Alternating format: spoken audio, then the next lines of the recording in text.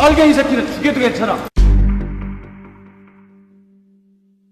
검찰이 박 전 대통령에게 21일 출석을 통보했는데 만약에 소환일 직전에 갑자기 연기한다든가 다시 시간을 끈다고 하면 어떻게 할 생각이십니까? 지금 21일로 날짜가 정확하게 지정이 돼서 출석을 요구를 하였고, 이에 대해서 박 전 대통령 측의 변호인도 출석을 하겠다고 확고하게 명시적으로 답변을 했고, 또 자료 제출 등으로 협조하겠다는 또 약속도 있었기 때문에 출석하시리라고 생각을 합니다. 근데 한간에는 박근혜 대통령께서 곧 아프실 것이다 하는 소문이 들어와서 제가 물어보는 얘기입니다. 명확하게 출석하신다고 약속을 한 것으로 알고 있습니다. 자, 만일 소환을 거부하면 바로 체포영장을 발부받아서 체포해서 수사하실 생각이십니까? 지금 명확하게 출석하시겠다고 하고 있는 상황에서 저는 출석하시리라고 생각을 합니다. 아니, 소환을 거부하면요? 검찰에서 또 법과 원칙대로 정해진 절차대로 진행해 나가리라고 생각을 합니다. 그럼 수사해서 구속사유가 충분하면 구속영장 청구하실 겁니까? 지금 단계에서 아직 본인의 설명도 듣지 못한 상태에서 그렇게 말씀드릴 단계는 아니고, 단계에 맞춰서 검찰에서 법대로 적절히 판단하리라고 생각하고 있습니다. 자, 지금도 증거인멸을 하고 있을 가능성이 저는 매우 높다고 생각하는데 청와대 압수수색 왜 안 하는 겁니까? 혹시 시간 버려주는 거 아닙니까? 청와대에 대해서는 이미 특별검사의 수사 이전에 검찰 특별수사본부가 수사할 때에도 압수수색 영장을 받아서 가서 직접 들어가서 압수수색을 하지는 않았어도 또 자료를 일부 제출받은 것도 있습니다. 또 그리고 특별검사도 또 그런 시도를 하고 그랬었는데 저희가 그렇게 말씀하신 대로 그런 것은 아니고 필요한 수사는 앞으로 계속 진행하리라고 생각합니다. 아니, 그러면 안 하겠다는 뜻입니까? 지금 검찰에서 수사를 하고 있으니까 적절히 판단하리라고 생각을 합니다. 자, 대통령 기록물을 박근혜 전 대통령이 사저로 옮기면서 가져갔다는 의혹도 제기되고 있습니다. 이 삼성동 자택에 대해서도 압수수색 하실 생각이십니까? 지금 검찰 수사 중인 건에 대해서 압수수색을 어디를 한다 안 한다 그런 거를 미리 말씀드리는 것은 적절치 않다고 생각을 합니다. 저는 청와대의 압수수색 시점을 보면 검찰의 수사 의지가 얼마나 있느냐를 판가름한다고 생각합니다. 더 이상 증거가 인멸되거나 대통령 기록물로 지정되기 전에 오늘이라도 저는 당장 압수수색 해야 한다고 생각합니다. 검찰의 의지가 있다고 하면 하시겠습니까? 조금 전에도 말씀드린 것처럼 어디를 압수수색한다 이런 걸 갖다가 수사 중에 미리 말씀드리는 것은 적절치가 않고, 검찰에서 그것을 떠나서라도 의지를 가지고 정확한 결론을 내기 위해서 노력할 것으로 알고 있습니다. 자, 오병우 민정수석 이번에도 봐주기로 넘어가는 겁니까? 엄정하게 수사할 것으로 생각합니다. 하고 있습니까?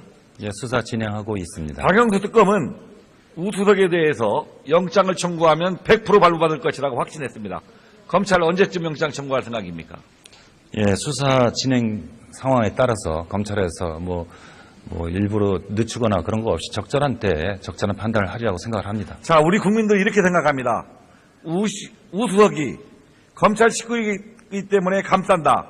검찰 내부에 우병우 사단이 많기 때문에 수사 못할 것이다. 이런 우려들이 있습니다. 검찰이 어떻게 수사를 하든 국민 눈높이에 맞추지 못한 결과를 못 내면 저는 국민적 비난을 면치 못할 것이다 생각합니다.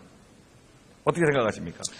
그런 일부 시각이 있는 것에 대해서 안타깝게 생각을 하고 검찰의 신뢰가 회복될 수 있도록 검찰에서 최선을 다하리라고 생각을 합니다. 저는 우병우 사건 이번에 제대로 결론 못 내면 검찰이 새 정부 들어서 개혁 대상의 1호로 들 것을 확신합니다. 철저히 수사해달라는 뜻을 검찰에 전해주십시오. 네, 바르게 처리하도록 하겠습니다. 처관님, 만일 검찰총장 집 앞에서 검찰총장 얼굴 화형식하고 모가지 따겠다고 하고 야구방망이 들고 협박하고 온 동네방네 떠들고 다닌다고 하면 검찰이 지금처럼 가만히 보고 있을 것 같습니까? 지금 말씀하시는 취지는 저희가 잘 알겠습니다만은 어떠한 경우에도 합리적이고 평화적인 방법으로 본인의 의사를 표현을 해야지 불법적이고 폭력적인 방법을 사용하는 것은 옳지 않고 또 그런 부분에 대해서는 검찰이 엄정히 대처하도록 하겠습니다. 자신들 마음에 안 든다고 살해 협박하고 때려 부수겠다고 헌재에 몰려가고 군대가 빨리 일어나라 하는 서울 한복판에서 공공연하게 내란 선동하고 이게 적법한 겁니까? 저희가 조금 전에도 검찰에서도 엄정히 대처하겠다고 말씀드렸습니다마는 그런 것을 떠나서도 그 폭력적인 방법으로 의사를 관찰하려는 것은 우리 다수의 국민들도 좋게 보지 않는다고 생각을 합니다. 자, 세월호 사건이 터졌을 때는 세월호 니범만 달아도 집시법 위반이라고 잡아갔습니다. 도로를 조금만 걸어도 도로교통법 위반이라고 잡아갔습니다. 누구든 엄벌하고 누구는 봐주는 것은 법치주의가 아닙니다. 극우 집회에 대해서도 동일한 잣대를 대십시오. 특히 폭력을 선동하는 범죄행위에 대해서는 반드시 처단해서 엄단할 것을 강력히 요청드립니다. 예, 의원님 말씀하신 대로 검찰에서는 어떤 그런 성향을 떠나서 어떤 평화적인 집회는 철저히 보장을 하고 또 불법적 폭력적인 집회 시위에 대해서는 엄중하게 단속하도록 그렇게 하겠습니다. 예, 수고하셨습니다. 예. 다음 행자부 장관 나오십시오. 13일부터 대통령 기록물 이관 작업이 시작됐죠.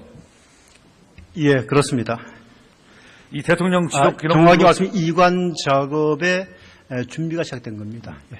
이 대통령 지정 기록물로 지정되면 짧게는 15년간, 길게는 30년까지 비공개로 할 수 있죠. 예, 법 규정에 되어 있습니다. 예.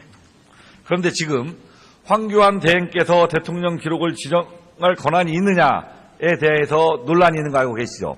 예, 알고 있습니다. 예. 본 의원도 대통령 지정물 기록법을 다 검토해봤는데 이 황교안 대행이 자신의 재임 기간 동안에 생산한 기록에 대해서는 지정 권한을 가지고 있겠지만 박 전 대통령의 기록에 대해서는 저는 지정할 권한이 없다고 봅니다. 예, 그렇게 일부에서도 지적하는 사람도 있습니다. 자, 더욱이 황교안 대행은 검찰의 압수수색은 물론 특검의 수사기간 연장도 거부했던 장본인 황 대행에게 이 자료를 은폐할 수 있는 지정 권한을 맡긴다는 것은 저는 고양이에게 생선을 맡기는 꼴이라고밖에 할 수 없습니다.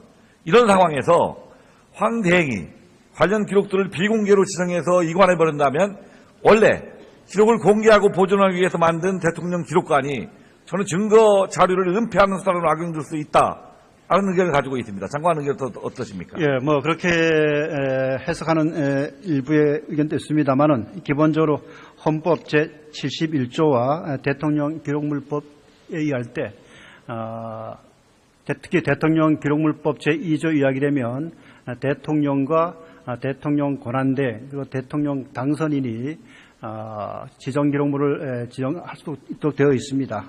그렇기 때문에 그리고 또 대통령 권한 대행의 업무 범위가 모든 대통령의 권한을 대행하기 때문에 지정 범위에 있어서도 이것을 지정할 수 있다 하는 저희들은 판단을 하고 있고 그건 종류를 정하는 것이고 그와 다른 결과가 있다는 걸 알고 계시죠? 예, 알고 그러고요. 또 하나는 뭔가 하면 일단은 지정 기록물로 지적된다 하더라도 법원에 영장이 있으면 언제든지 그것을 제출할 수 있기 때문에 열람 또는 제출할 수 있기 때문에 그것은 문제 없다 생각하고 있습니다. 예. 그러면 기록물이 폐기되는 경우입니다. 이 현행법상 기록물을 폐기하거나 반출하면 처벌받게 하는 규정이 있습니다. 그런데 실제 그러한 일이 이루어졌을 경우에 이를 적발하거나 뭐 할 수 있는 방법들이 있습니까? 예, 지금 현재 아시다시피 대통령 기록물의 어떤 파기나 폐기 또는 반출 등에 대해서는 아주 엄격한 법규정이 되어 있습니다. 파기의 경우는 10년 이상의 징역으로 하게 되어 있고 반출의 경우도 7년 이상의 징역이기 때문에 아주 엄중한 규정이 되어 있고 특히 지금 저희가 지난 13일에도 청와대에다가 기본적으로 대통령 기록물과 관련해서 분류 작업 중에 전체적으로 파악이라든가 이런 것이 없도록 저희들이 강력히 요청을 했습니다. 그리고 혹시나 그런 사항이 있다 그러면 저희들이 사후에 조사되면 거기에 따라서 엄정하게 법적 조치를 취하겠습니다. 자, 이번 특검에서 안종범 전 수석의 업무수첩, 고 김영환 전 수석의 업무수첩 등이 통해서 많은 사실들이 밝혀졌습니다. 지금 청와대 안에서 이런 기록들이 파괴된다 하더라도 저는 막을 방법이 전혀 없다고 생각합니다. 물론 방금 장관께서 말씀하신 대로 지정 기록물로 지정된 경우에도 일정한 경우에 열람을 할 수 있지만 자료가 파기돼 버리면 검찰이 압수수색을 들어간다도 아무 소용이 저는 없다고 생각을 합니다. 실제로 청와대의 주요 문서들인 특히 논란이 될 소지가 있는 보고서들이 시스템에 등록되지 않고 임의로 폐기해버렸다 하는 청와대 관계자의 증언이 나오고 있고 최순실의 태블릿 PC 보도가 나온 작년 9월 이후에 4개월 동안에 청와대에서 문서 파쇄기 26대를 집중적으로 구입한 사실도 밝혀졌습니다.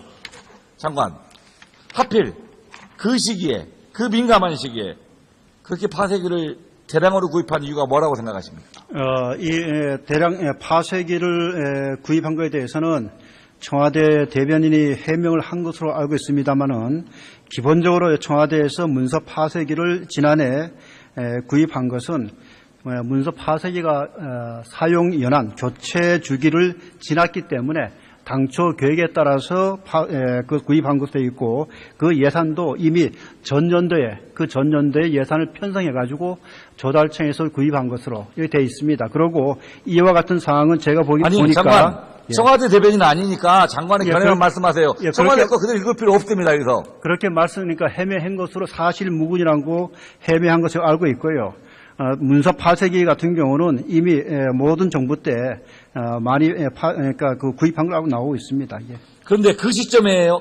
그 시점에 구입하는 것은 문서를 파기시킬 문서가 있기 때문에 그렇지. 괜히 신문 갖다가 파쇄하겠습니까 거기다가? 그거보다는 기본적으로 교체 주기가 11년입니다. 장관. 11년에 장관. 교체 주겠다는 겁니다. 장관, 청와대 대변인 자기도 이 자리에 나왔습니까 지금? 본인의 의견을 묻는 겁니다. 자, 제가 말씀드린 거는 청와대 대변인이 해명한 것을 다시 설명드린 거 되겠습니다. 예. 그리고 이 문제는 기본적으로 법과 절차에 따라서 하기 때문에 큰 문제 없다고 생각합니다.